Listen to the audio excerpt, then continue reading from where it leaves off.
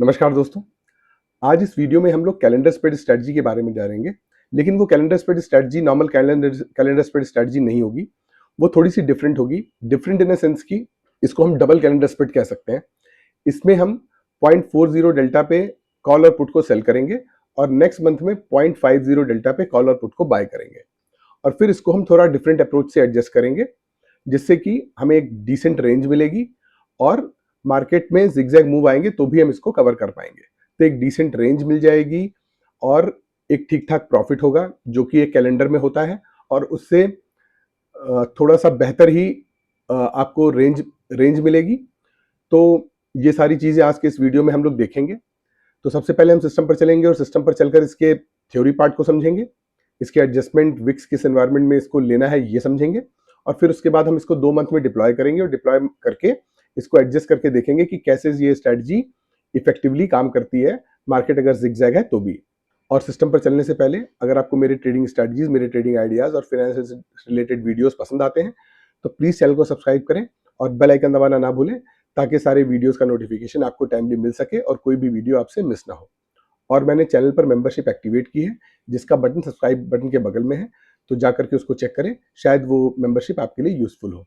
तो चलिए चलते हैं सिस्टम पर और समझते हैं इस डिफरेंट टाइप की कैलेंडर स्प्रेड स्ट्रेटजी को। ओके, तो सबसे पहले हम आते हैं इसके थ्योरी पार्ट पे। तो इसको हम बोलेंगे double calendar strategy with different approach. Different approach होगी इसकी एडजस्टमेंट में और इसके डिप्लॉयमेंट में। तो डिप्लॉयमेंट में इसके क्या डिफरेंट अप्रोच है? डिफरेंट अप्रोच ये है कि हम कॉल और पुट को करंट मंथ में 0.40 डेल्टा पे सेल करेंगे और नेक्स्ट मंथ में हम 0.50 डेल्टा पर ही जाकर के कॉल और पुट को बाय करेंगे। मतलब करंट मंथ में 0.40 और नेक्स्ट मंथ में 0.50 ये रहेगा। ठीक है, तो इसको 0.40 डेल्टा पे ले जाने से हमें बेनिफिट ये मिलता है कि हमें एक थोड़ी सी फ्लैटिश रेंज भी मिलती है और फिर उसके बाद जो है वो थोड़ा सा कर्वी टाइप का स्ट्रक्चर बनता है। इससे क्या होता है कि 0.40 डेल्टा पर है तो हमारा जो गामा इफेक्ट है वो कंपैरेटिवली कम होता है, जिससे डेल्टास जल्दी मूव नहीं होते हैं, तो हमें बहुत फ्रीक्वेंट एडजस्टमेंट करने की कई बार जरूरत नहीं पड़ती है अगर मार्केट रेंज बाउंड रह जाती है। लेकिन अगर फिर मार्केट ब्रेक करती है तो फिर उसको हम एडजस्टमेंट करते हैं। लेकिन 0.40 से हमें थोड़ा सा ब्रीदिंग स्पेस मिल जाता है, तो कंपैरेटिवली जो कैलेंडर स्प्रेड है उससे हम थोड़े से कूलर टाइप की स्ट्रेटजी इसको मानते हैं। ठीक है, और नेक्स्ट मंथ की जो हेज है वो 0.50 पे है, तो वो 0.40 डेल्टा करंट मंथ को बेहतर तरीके से हेज देती है, तो वो भी एक इसका एडवांटेज रहता है। ठीक है, इसमें विक्स एनवायरनमेंट कौन सा सबसे फेवरेबल है? ये किसी भी नॉन डायरेक्शनल स्ट्रेटजी में जैसे 12 से 18 के बीच का जो विक्स है वो बेहतर होता है। जैसा कि मैं हमेशा कहता हूं कि ये कोई थंब रूल नहीं है, आप 18 के ऊपर भी ले सकते हैं, आप 12 के नीचे भी ले सकते हैं। बस आपको ये पता होना चाहिए कि what you are getting into. अगर मान लीजिए कि लोअर विक्स पे आप ले रहे हैं तो आपको लोअर प्रीमियम्स मिलेंगे, आपकी रेंज छोटी हो जाएगी और अगर कोई मूव आता है तो फिर आपको एडजस्टमेंट जल्दी करना पड़ेगा और रिस्क रिवॉर्ड बेहतर नहीं होता है। उसी तरीके से अगर आप हायर प्रीमियम, हायर विक्स पे जाकर के स्ट्रेटजी को डिप्लॉय करते हैं तो आपको नेट नेट में जो प्रीमियम का क्रेडिट होता है वो ज्यादा मिलता है, लेकिन मार्केट में बड़े मूव्स आने की पॉसिबिलिटी होती है और बड़े मूव्स आने से आप ट्रैप हो सकते हैं।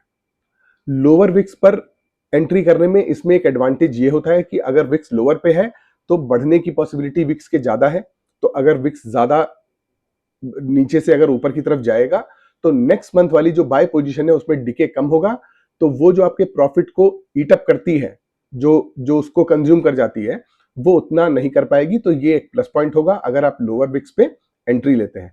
और अगर आप हायर पे लेते हैं तो यही इसका रिवर्स होगा। मतलब ये कि हायर से अगर नीचे आ गई तो नेक्स्ट मंथ वाली जो बाय पोजीशन है उसमें डिके ज्यादा आएगा और इधर अर्निंग भी ज्यादा होगी, लेकिन उस अर्निंग को नेक्स्ट मंथ वाली जो बाय पोजीशन है उसके प्रीमियम्स डिके होके थोड़ा सा कंज्यूम कर जाएंगे, तो फिर वो लगभग एक दूसरे को बैलेंस कर देती है। ठीक है, अब ये स्ट्रेटजी क्यों वर्क करती है, जो मैं पहले बता चुका हूं कि आपको 0.40 डेल्टा पे अगर है तो आपका जो आपने प्रीमियम स्लाइटली कम कलेक्ट किया है, लेकिन उससे आपको एडवांटेज ये मिला है कि एकदम से मार्केट में अगर मूव आता है तो आपको हो सकता है एडजस्टमेंट ना भी करना पड़े, क्योंकि वो रेंज आपको मिली हुई है। ठीक है। दूसरी बात यह है कि क्योंकि आपने 0.40 डेल्टा पे लिया हुआ है तो डिके जल्दी होगा एज कंपेयर टू 0.5 डेल्टा, तो आपको वहां पर भी एक एडवांटेज रहता है। तीसरा एडवांटेज ये है कि नेक्स्ट मंथ की बाय पोजीशन क्योंकि 0.50 पे है तो वो आपको बेहतर हेज देती है, जिससे कि आपको फायदा होता है। और ये स्ट्रेटजी वैसे ही जैसे कैलेंडर है, टाइम डिके की वजह से आपको प्रॉफिट देती है और आपको बेहतर हेज प्रोवाइड करती है। अब कोई मुझसे ये कहे कि स्टैंडर्ड कैलेंडर स्प्रेड बेहतर है कि ये वाला, तो दोनों के अपने अपने प्लसेस हैं, अपने माइनसेस हैं। उसमें प्रीमियम ज्यादा कलेक्ट होता है लेकिन एडजस्टमेंट थोड़े से फ्रीक्वेंट हो सकते हैं। इसमें प्रीमियम कंपैरेटिवली थोड़ा सा कम कलेक्ट होता है लेकिन एडजस्टमेंट कंपैरेटिवली कम हो सकते हैं। ये एक बेनिफिट है। और इसमें आपको डिके थोड़ा सा तेजी से मिलेगा as compare to standard calendar spread. ठीक है। अब इसके हम एडजस्टमेंट लॉजिक पे आते हैं। हमें एडजस्टमेंट लॉजिक ये देखना है, हमें नेक्स्ट मंथ वाली जो बाय पोजीशन है उसको इंटैक्ट रखना है, उसको नहीं छेड़ना है। करंट मंथ में क्या करना है कि हमको करंट मंथ में भी ये देखना है कि हमारा जो पे ऑफ चार्ट है वो ब्रेक इवन पे जब तक नहीं जाएगा तब तक हम कोई एडजस्टमेंट नहीं करेंगे। जैसे ही वो ब्रेक इवन पे पहुंचेगा तो हम ब्रेक इवन पे जो लोअर लेग है, जो हमारा विनिंग लेग होगा एक्चुअली, उस लेग को हम एग्जिट करेंगे। और जो हमारा लूजिंग लेग है उस लेग में हमें प्रीमियम बहुत ज्यादा हो चुके होंगे। मान लीजिए आपने 200 पे सेल किया हुआ है और वो बढ़ के 400 पहुंच गया है, तो आप ये जो विनिंग लेग है ये 50, 60, 70 रुपए का होगा, इसको आप एग्जिट करेंगे। और वो 400 का है तो आप 200 पे एंट्री कर जाएंगे, हाफ पे एंट्री कर जाएंगे। अब फिर आप एडजस्ट करेंगे इसको और फिर मार्केट मूव करेगी। एक सिनेरियो ऐसा भी आ जाएगा अगर मार्केट ट्रेंडिंग हुई कि एक डायरेक्शन में एडजस्ट करते करते उस डायरेक्शन में आपका कोई लॉस होगा ही नहीं और वो ब्रेक इवन आपको मिलेगा ही नहीं। जब ब्रेक इवन नहीं मिलेगा तब फिर अगर मान लीजिए फर्दर ट्रेंडिंग हुई मार्केट, तब आप क्या करेंगे? तब आप क्या करेंगे कि आप उसको एडजस्ट करेंगे और जब भी वो प्रीमियम घट करके जो विनिंग साइड है वो घट करके जब 0.10 डेल्टा पे आएगी तो हम उसे एग्जिट करेंगे और 0.30 डेल्टा पे चले जाएंगे। ये हम करते रहेंगे और ये तब करेंगे जब हमें उस साइड में ब्रेक इवन नहीं होगा, क्योंकि एडजस्टमेंट करने पर एक साइड पूरी तरीके से प्रॉफिटेबल हो जाएगी अगर मार्केट ट्रेंडिंग हुई तो। ठीक है। तो ये हो गया इसका एडजस्टमेंट। इसका रिस्क रिवॉर्ड प्रोफाइल कैसा रहता है? रिस्क जो है वो कैप्ड रहता है क्योंकि नेक्स्ट मंथ की जो लॉन्ग पोजीशन है वो उसको एडजस्ट करती रहती है, कवर करती रहती है, इस वजह से हमारा रिस्क कैप्ड रहता है। प्रॉफिट जो है वो टाइम डिके से मिलता है। करंट मंथ के प्रीमियम्स जो डिके मिलेंगे उससे हमें प्रॉफिट मिलेगा और वो अगर मार्केट रेंज में रहती है तो धीरे धीरे हम निकाल लेंगे। और नेक्स्ट मंथ की जो बाय पोजीशन है वो हमको किसी बड़े मूव से प्रोटेक्ट करती है। तो ये हो गया इसका थ्योरी पार्ट। अब चलते हैं और इसको डिप्लॉय करते हैं 2 मंथ के लिए और इसको देखते हैं एडजस्ट करके कि आखिर हमें क्या रिटर्न्स मिलते हैं, कैसे उसको एडजस्ट करते हैं, कैसे मार्केट बिहेव करती है। जो हम एडजस्ट करते हैं तो किस तरीके के ग्राफ्स बन के आते हैं, क्या क्या सिचुएशंस बनती है। इससे आपको और बेहतर क्लैरिटी मिलेगी और आपको थोड़ा सा कॉन्फिडेंस मिलेगा कि हम कैसे इसको डिप्लॉय करके और कैसे मैनेज कर सकते हैं। ठीक है। तो चलिए चलते हैं एल्गो टेस्ट पे और देखते हैं इस स्ट्रेटजी को डिप्लॉय करके कि कैसे ये स्ट्रेटजी काम करेगी। तो ये आ गए हम एल्गो टेस्ट में, ये हम आ गए सिमुलेटर में। सिमुलेटर में आने पर हम इसको डिप्लॉय करके देखेंगे 2 मंथ के लिए। पहले जनवरी के मंथ को हम लोग डिप्लॉय करके देखते हैं। ये जनवरी का मंथ है। जनवरी के मंथ में हमने ये, अगर हमें जनवरी के मंथ का ट्रेड लेना है तो हम दिसंबर के मंथ की जिस दिन एक्सपायरी होगी उस दिन शाम को 3:15 बजे हम ट्रेड लेंगे। ये आ गई जनवरी की ऑप्शन चेन। इसमें हम ये गए 0.41 है ये, तो 0.41 को हमने सेल कर दिया और ये 0.40 हमने इसको सेल कर दिया। ठीक है। अब हम फरवरी में गए, फरवरी में जाकर के ये 5050 है दोनों, तो 50 डेल्टा को हमने बाय कर लिया। अब ये हमारा पे ऑफ चार्ट बना। ये पे ऑफ चार्ट थोड़ा सा डाउन साइड में टिल्टेड है, 1.8 और 3.5 की रेंज है। ठीक है। तो ये हमारा चार्ट बन के आया। अब हमको क्या ध्यान रखना है कि हमारा यहाँ पे ब्रेक इवन पे आएगा तो हम इसको एडजस्ट करेंगे, या यहाँ पे ब्रेक इवन पे आएगा तो इसको हम एडजस्ट करेंगे। अच्छा, मैं यहाँ पे 2 बातें और बता दूं कि इस ट्रेड का जो सेटअप है इसमें मार्जिन की रिक्वायरमेंट लगभग 1,40,000 से लेकर के 1,80,000 2 लाख के बीच में रहती है। अभी मैंने ब्रोकर प्लेटफॉर्म पे इस स्ट्रेटजी को डिप्लॉय किया तो मुझे 1,42,000 की मार्जिन रिक्वायरमेंट दिखा रहा था, तो मैं इसको लोअर साइड में मान लेता हूँ और हायर साइड में 180 से 2 लाख के बीच में अगर वॉलेटिलिटी बढ़ती है या कोई भी इस तरह की सिचुएशन आती है तो मार्जिन बढ़ सकती है। तो ये एक चीज़ हो गई। और दूसरी चीज़ ये है कि क्योंकि ये कैलेंडर स्प्रेड है तो इसके अंदर क्या होता है कि मार्जिन जो ब्रेक इवन्स है वो चेंज होते रहते हैं। ब्रेक इवन्स कई बार चेंज होते रहते हैं, तो आपको जो करंट ब्रेक इवन है उसी को फॉलो करना है, जो इनिशियली दिखाया था वो नहीं। ये भी मुझे कई बार क्वेरी आती है, सर ब्रेक इवन तो चेंज हो जाता है तो क्या करें? आप जिस दिन आपका ब्रेक इवन एक्चुअली ब्रेक हो उस दिन, ये नहीं कि जब मैंने ट्रेड शुरू किया था तो 23,500 पे था तो आज मार्केट 23,500 पे पहुंच गई जबकि ब्रेक इवन 23,600 पे पड़ा हुआ है, ऐसे नहीं। जो आपका उस दिन ब्रेक इवन दिखा रहा है, क्योंकि वो वोलेटिलिटी की वजह से अगर विक्स बढ़ गया तो ब्रेक इवन चेंज हो जाएगा, विक्स घट गया तो ब्रेक इवन चेंज हो जाएगा, तो ये सारी चीजें रहती है। तो आप ब्रेक इवन को ध्यान देंगे ग्राफिकली उस दिन, जिस दिन एडजस्टमेंट हो रहा है, मतलब जब ब्रेक इवन ब्रेक होगा तभी आप एडजस्ट करेंगे, वो चाहे घटे और चाहे बढ़े, आपको उससे कोई लेना देना नहीं है। ब्रेक इवन जो है वो आपका ब्रीच होना चाहिए तब एडजस्टमेंट ट्रिगर होगा, अदरवाइज ट्रिगर नहीं होगा।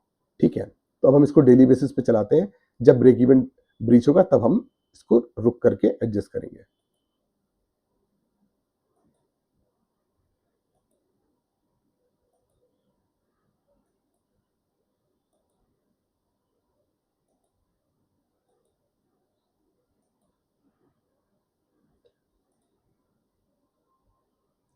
अब देखिए आपको 3.5% का प्रॉफिट हो गया, मतलब आपका जो मंथली टारगेट होता है लगभग आप वहां पहुंच गए।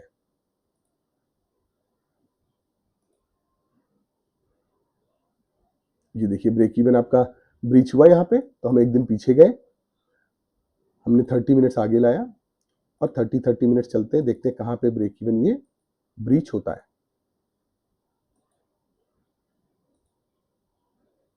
अब देखिए यहाँ पे भी अभी ये ब्रीच, अब यहाँ पे ब्रीच हो गया, देखिए ये है ना, एकदम ये 0 दिखा रहा है, यहाँ पे ब्रेक इवन पे ये हम आ गए। अब हम क्या करेंगे, ये 39 रुपीज का है, 39 वाले को हम स्क्वायर ऑफ करेंगे और ये कितना है 580, तो 290 300 के आसपास का जो पोजीशन होगी हम उसको यहाँ पे लेंगे। ये 308 है और ये 283 है, तो हम 308 को सेल कर देते हैं। यहाँ पे हमने सेल कर दिया। अब देखिए एक साइड में आपका ब्रेक इवन खत्म हो गया। अब यही मैं कह रहा था कि अगर एक साइड में आपका ब्रेक इवन आएगा ही नहीं, तो अब अगर मान लीजिए फर्दर गिरने लगी मार्केट, तो आप कैसे एडजस्ट करेंगे? आप क्या करेंगे, आप ये जो कॉल है अगर ये 0.10 पे पहुंच जाएगी तो हम 0.30 फिर से ले लेंगे, अगर ये वहां तक जाती है तो। अदरवाइज हम इसको यहाँ पे रखेंगे। और मान लीजिए मार्केट यहाँ से रिवर्स हो जाती है, तब हम क्या करेंगे? मार्केट अगर रिवर्स हो जाती है तो हम इधर के ब्रेक इवन का वेट करेंगे, और जब ये ब्रेक इवन आएगा तो फिर हम उसी तरीके से एडजस्टमेंट करेंगे।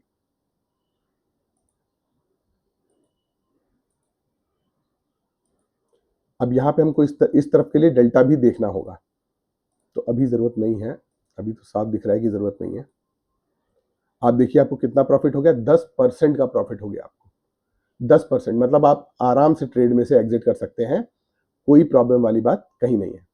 और अभी इसमें लगभग 8 दिन बाकी है महीने में, और मार्केट किसी भी डायरेक्शन में जा सकती है, और आपको यहाँ पे प्रॉफिट हो गया है एक डिसेंट। अभी ये 0.37 पे है, तो इसको भी हम लोग और चलाते हैं।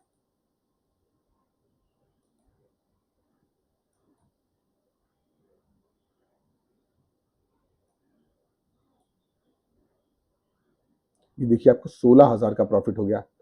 16,000 का प्रॉफिट मतलब 15%, 15% मतलब कोई सेंस ही नहीं है मार्केट इसमें ट्रेड में टिकने का, आराम से आप निकल सकते हैं। ठीक है, और अभी ये 0.28 है, और आपको ये प्रॉफिट इसलिए भी ज़्यादा हो रहा है क्योंकि ये देखिए विक्स बढ़ रहा है, और विक्स बढ़ने की वजह से आपको इधर भी प्रॉफिट हो रहा है, इस मंथ में भी प्रॉफिट हो रहा है, जहां आपको डिके होना चाहिए था, तो ये आपके प्रॉफिट को और बढ़ा रहा है। 20,000 का प्रॉफिट हो गया, 18%।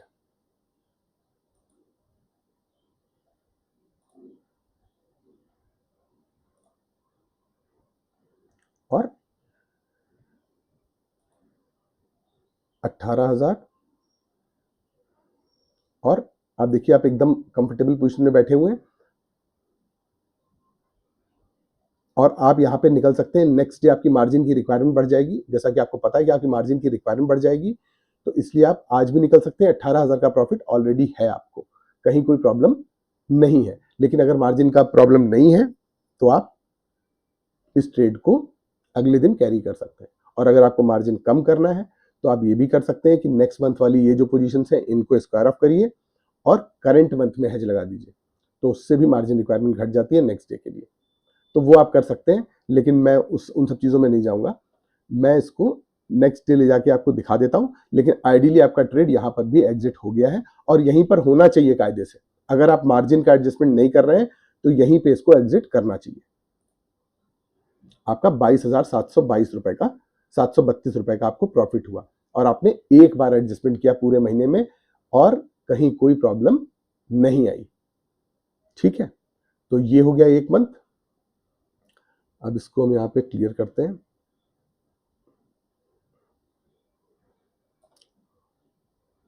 और एक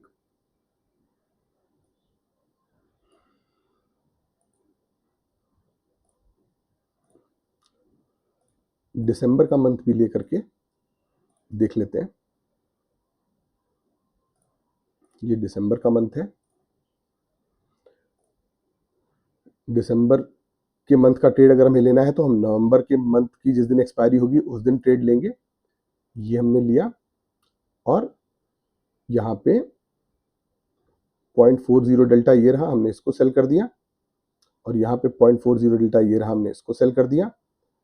हम नेक्स्ट मंथ में गए और 0.50 ये है, हमने इसको यहाँ बाय किया, इसको यहाँ बाय किया। ठीक है, ये देखिए 1.6 और 3.8 अगेन थोड़ा सा नीचे की तरफ शिफ्टेड है ये ट्रेड। अब हम इसको चलाते हैं।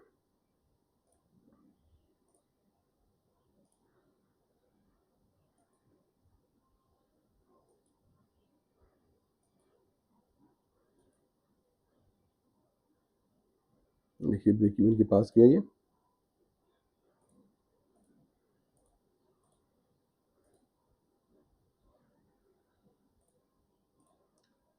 अभी भी ब्रेक इवन को ब्रेक नहीं कर रहा है ये, अभी भी नहीं किया,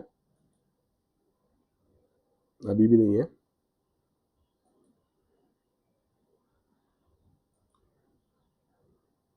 अभी देखिए ब्रेक इवन के पास फिर से गया, फिर वापस आ गया।